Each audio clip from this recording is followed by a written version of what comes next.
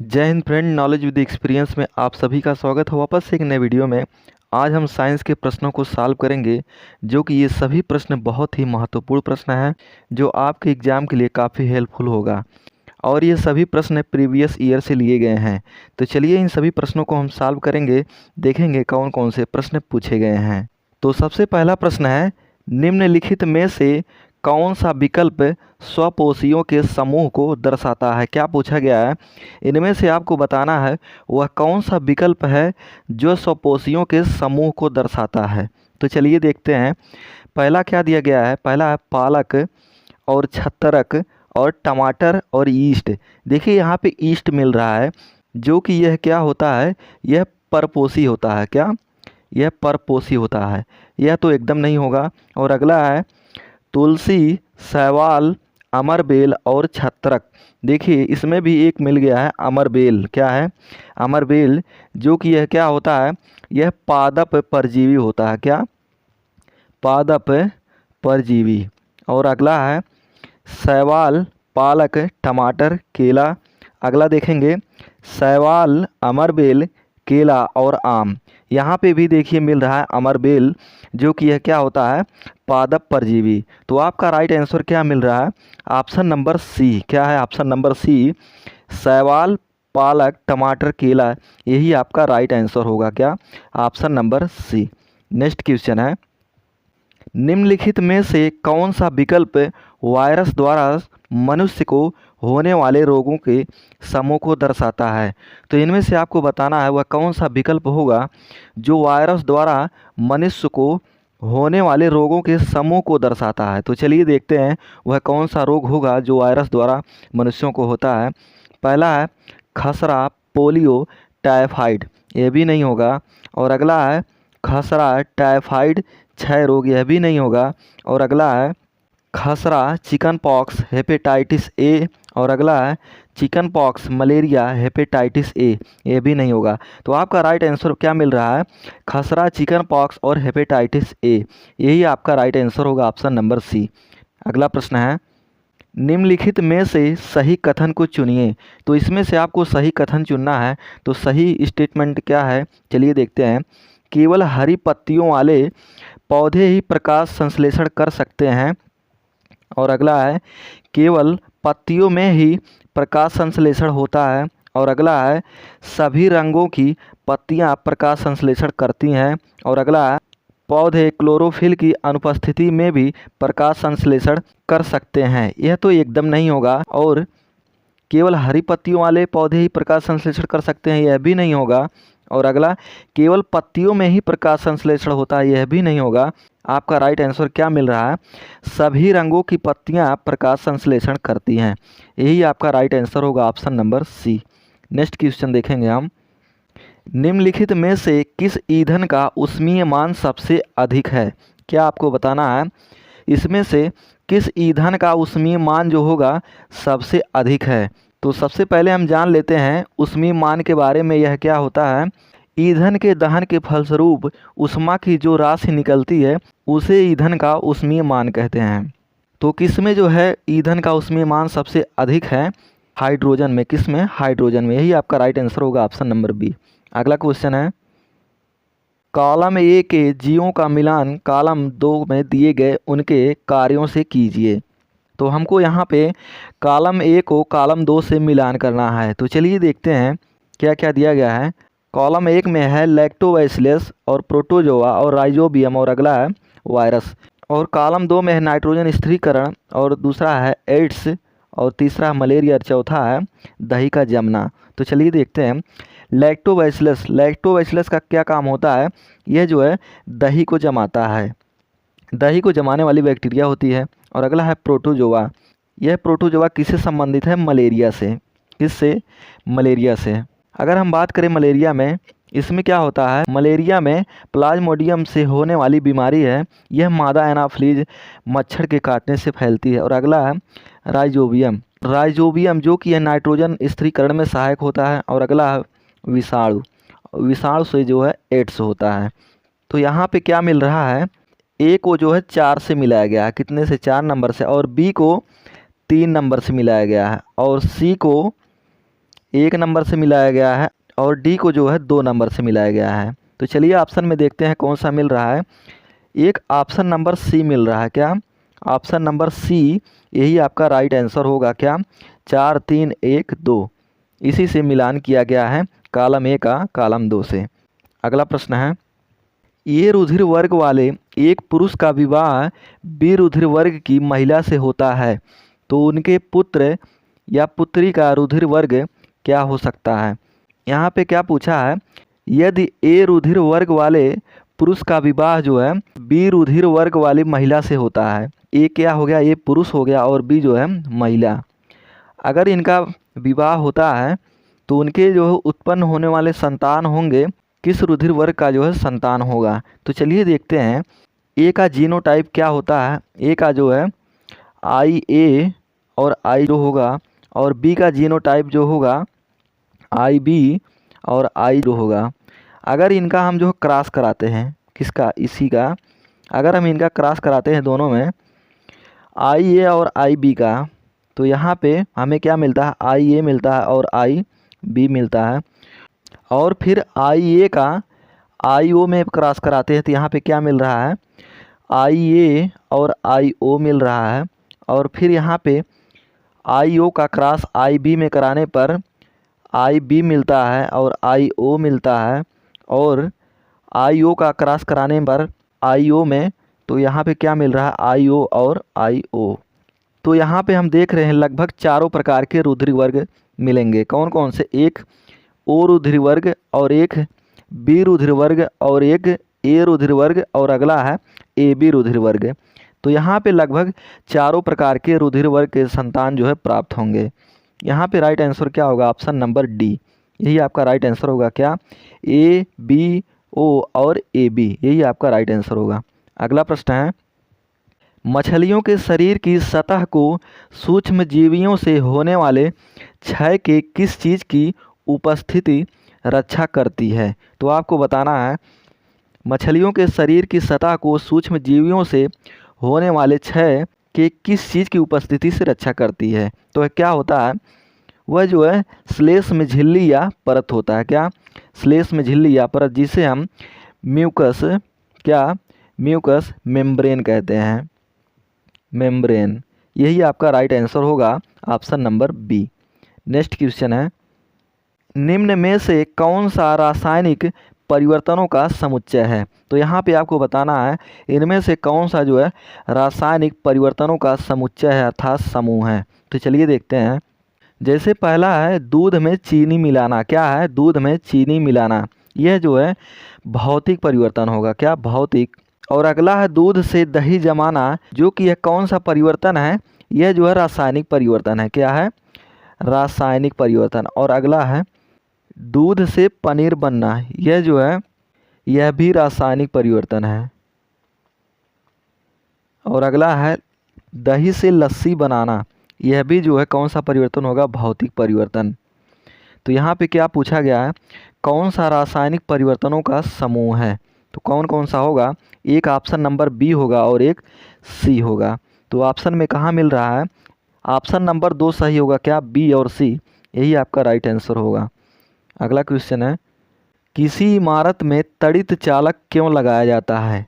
तड़ित चालक अर्थात बिजली चालक क्यों लगाया जाता है? तो चलिए देखते हैं। यह तड़ित अर्थात बिजली को इमारत पर गिरने से पहले ही विकर्षित कर देता है, यह नहीं सही होगा। और अगला है, यह बिजली को उस क्षेत्र में बलपूर्वक गिरा देता है जहां कोई इमारत ना हो, ऐसा तो कभी नहीं होता है। और अगला है, बिजली के इमारत से टकराने पर उत्पन्न आवेश को यह भूमि में संग्रहित कर देता है। अगला है, यह बिजली की विद्युतीय शक्ति को एकत्र कर लेता है, तो यह भी नहीं होगा। तो इसका राइट आंसर क्या होगा? Option number C. क्या? बिजली के इमारत से टकराने पर उत्पन्न आवेश को यह भूमि में संग्रहित कर देती है, यही आपका राइट आंसर होगा। अगला प्रश्न है, रुधिर में कैल्शियम कम हो जाए तो कौन सा हार्मोन इसकी मात्रा को सामान्य करता है? क्या पूछा गया है, अगर ब्लड में जो है कैल्शियम की कमी हो जाए, क्या कैल्शियम की कमी हो जाए तो कौन सा हार्मोन जो है इसकी मात्रा को सामान्य करता है अर्थात जो है बढ़ाता है? वह पैराथार्मोन होता है। क्या? Parathormone hormone. यही आपका राइट आंसर होगा, option number B. Next question है, क्वेश्चन नंबर 11 है, रेशम का उत्पादक है। तो रेशम का उत्पादक किसके द्वारा होता है? यह रेशम कीट के लार्वा द्वारा होता है। किसके द्वारा? रेशम कीट के लार्वा द्वारा। यही इसका राइट आंसर होगा, ऑप्शन नंबर बी। अगर हम बात करें रेशम के कीटों का अध्ययन किसके अंतर्गत किया जाता है, तो इसका अध्ययन जो है सेरीकल्चर के अंतर्गत किया जाता है। किसके अंतर्गत? सेरीकल्चर के अंतर्गत इसका अध्ययन किया जाता है। इसका राइट आंसर होगा ऑप्शन नंबर बी। अगला प्रश्न है, स्कर्वी रोग का कारण होता है। स्कर्वी रोग का कारण क्या होता है, या फिर स्कर्वी रोग जो है किसके कमी से होता है? तो यह जो है स्कॉर्बिक अम्ल या विटामिन सी की कमी से होता है। किसके द्वारा? स्कॉर्बिक अम्ल या फिर विटामिन सी। ये जो स्कॉर्बिक अम्ल है यह विटामिन सी का रासायनिक नाम है। यही इसका राइट आंसर होगा, ऑप्शन नंबर बी। अगला प्रश्न है, ट्रिप्सिन बदलता है। क्या पूछा गया है ट्रिप्सिन के बारे में? ट्रिप्सिन क्या बदलता है? यह जो है प्रोटीन्स को पेप्टोन्स में बदलता है। किस में? प्रोटीन्स को पेप्टोन्स में। यही इसका राइट आंसर होगा, ऑप्शन नंबर ए। अगर हम बात करें वसाओं को वसीय अम्लों में कौन बदलता है? यह जो है लाइपेज एंजाइम। कौन सा एंजाइम? Lipase enzyme. और अगला है मंड एवं ग्लाइकोजन को माल्टोज में बदलता है। तो मंड एवं ग्लाइकोजन को माल्टोज में कौन बदलता है? Amylase enzyme. कौन सा? Amylase enzyme. और अगला है सुक्रोज को ग्लूकोज एवं फ्रक्टोज में कौन बदलता है? तो वह जो है सुक्रेज एंजाइम। कौन सा? Sucrase enzyme.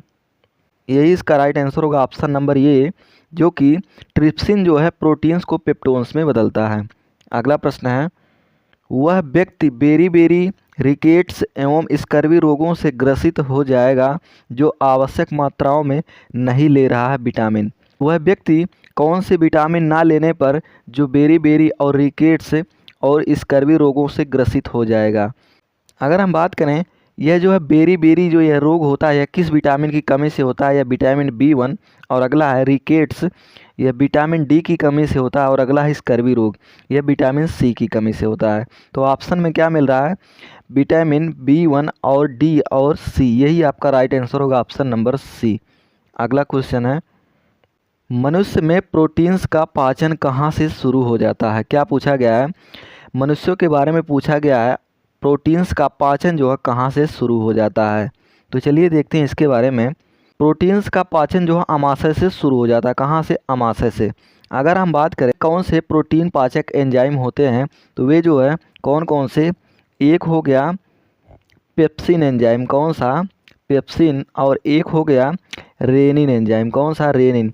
ये दोनों जो होते हैं ये प्रोटीन पाचक एंजाइम होते हैं। कौन से? प्रोटीन पाचक एंजाइम, जो कि ये कहाँ पर पाए जाते हैं? ये जो है आमाशय में पाए जाते हैं। यही आपका राइट आंसर होगा, ऑप्शन नंबर बी। अगला प्रश्न है, मेढक सेलुलोज को पचाने में असमर्थ है जबकि खरगोश समर्थ है। खरगोश में यह क्रिया कहाँ होती है? क्या पूछा गया है? सेलुलोज के पाचन के बारे में पूछा गया है। सेलुलोज को पचाने में असमर्थ है कौन? मेढक। जबकि खरगोश जो है पचाने में समर्थ है। खरगोश में यह क्रिया कहाँ पर होती है? यह क्रिया जो है सीकम में होती है। कहाँ पे? सीकम में। जाहिर सी बात है सेलुलोज का पाचन वही जीव कर पाएगा जिसमें जो है सीकम रहेगा। तो यही आपका राइट आंसर होगा, ऑप्शन नंबर डी। जबकि मेढक में जो है सीकम नहीं पाया जाता है। क्या? सीकम नहीं पाया जाता, इसलिए यह जो है सेलुलोज को नहीं पचा पाता है। इसका राइट आंसर होगा, ऑप्शन नंबर डी।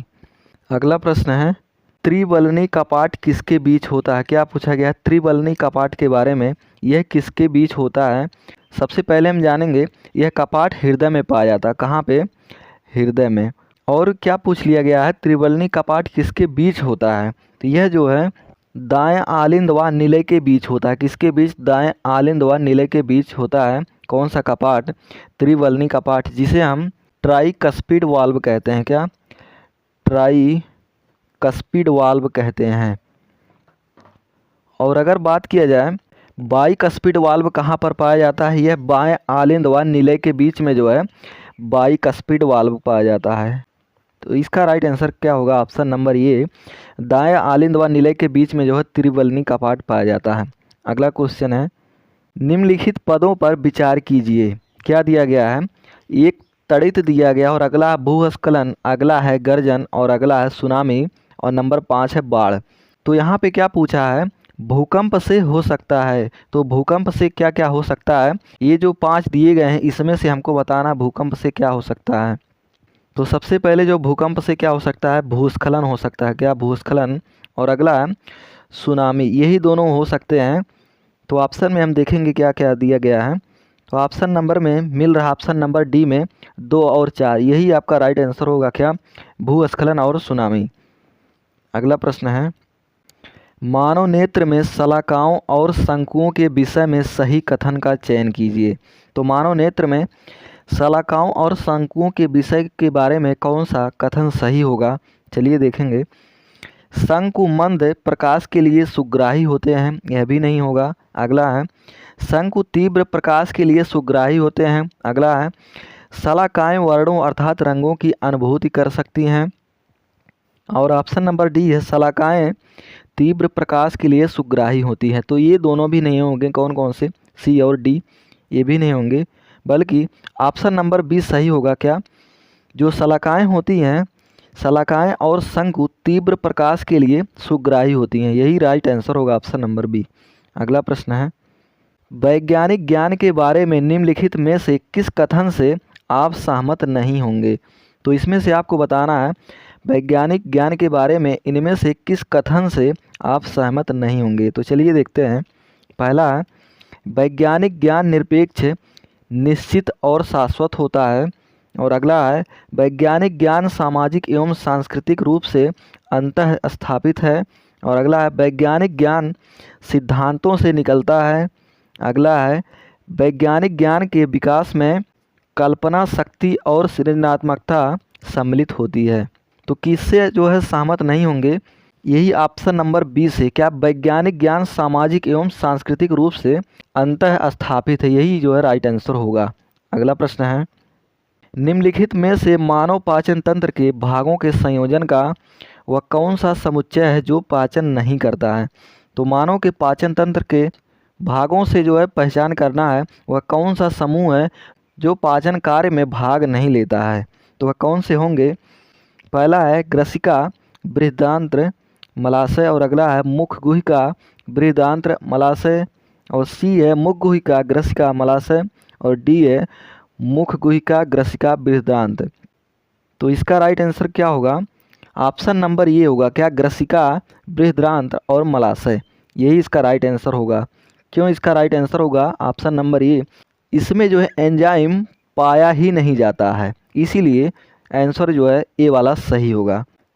अगला प्रश्न है, निम्नलिखित में से किसमें मानव उत्सर्जन तंत्र में मूत्र के मार्ग को सही क्रम में दर्शाया गया है।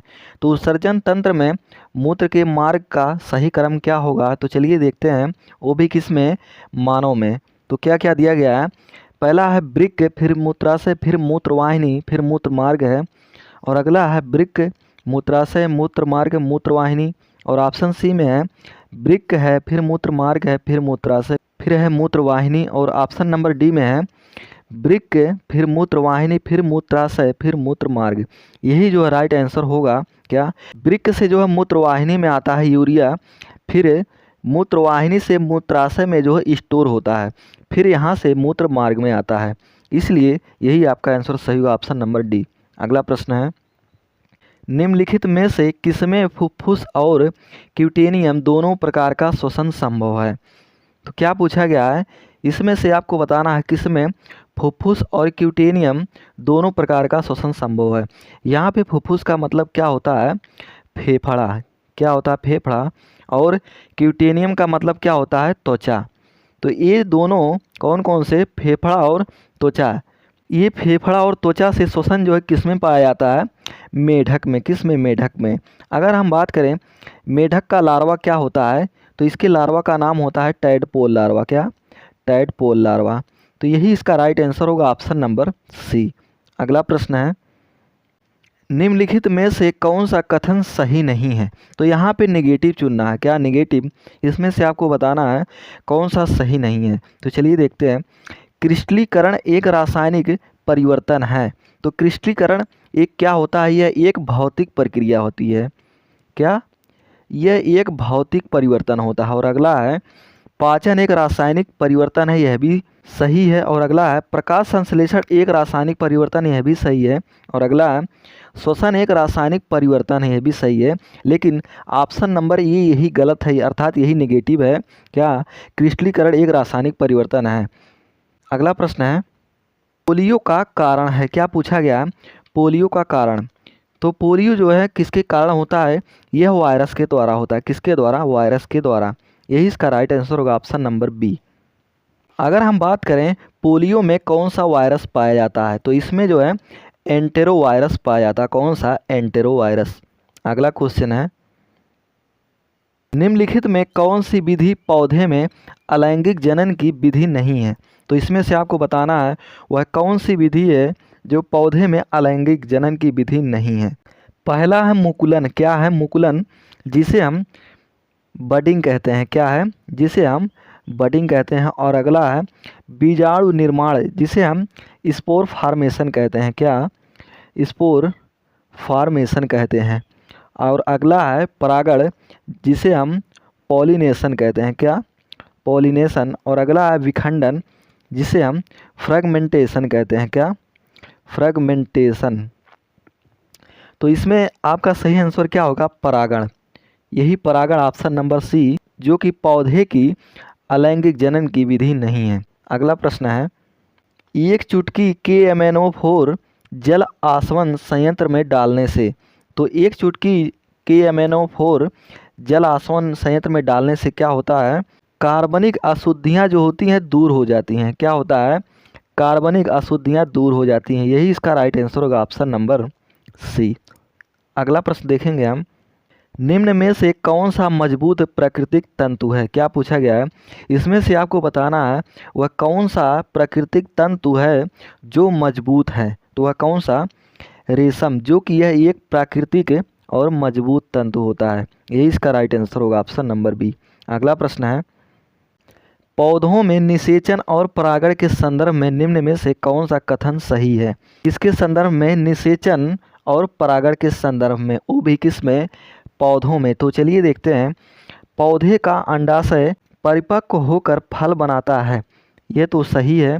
और अगला पौधे के बीज निषेचन के लिए बीजांड बनाते हैं, ये तो नहीं सही है। और अगला परागण में बीज वायु, जल, पक्षियों और कीटों द्वारा विसरित होते हैं, ये भी नहीं सही होगा। क्योंकि यहाँ पे क्या दिया गया है? बीज। परागण में बीज जो है नहीं होते हैं, बल्कि परागण में परागकण होते हैं। और अगला बीजांड में निषेचन संपन्न होता है, तो ये जो है सही होगा। तो यहाँ पे कौन कौन से ऑप्शन मिल रहे हैं? एक ऑप्शन नंबर ए मिल रहा है और एक ऑप्शन नंबर डी। तो चलिए ऑप्शन में देखते हैं। तो ऑप्शन नंबर सी सही होगा। क्या? यहाँ पे मिल रहा है ए और डी, यही इसका राइट आंसर होगा, ऑप्शन नंबर सी। अगला प्रश्न है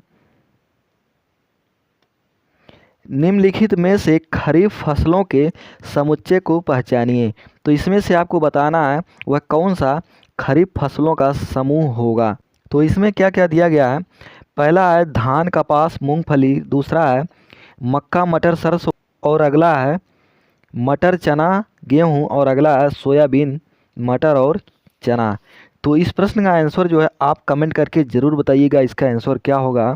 ये सभी प्रश्न बहुत ही इम्पोर्टेंट प्रश्न थे जो आपके प्रीवियस ईयर में पूछे जा चुके हैं, तो आपके एग्ज़ाम के लिए काफ़ी हेल्पफुल होगा। इन सभी प्रश्नों को ज़रूर याद रखें। और ये साइंस के टॉप 30 क्वेश्चन में से आप जिसका भी आंसर जानते हैं उसको कमेंट करके ज़रूर बताएं। अब वीडियो को यहीं पर समाप्त करते हैं। वीडियो को ज़्यादा से ज़्यादा लाइक, शेयर, सब्सक्राइब जरूर करें। अब मिलेंगे नेक्स्ट वीडियो में। जय हिंद।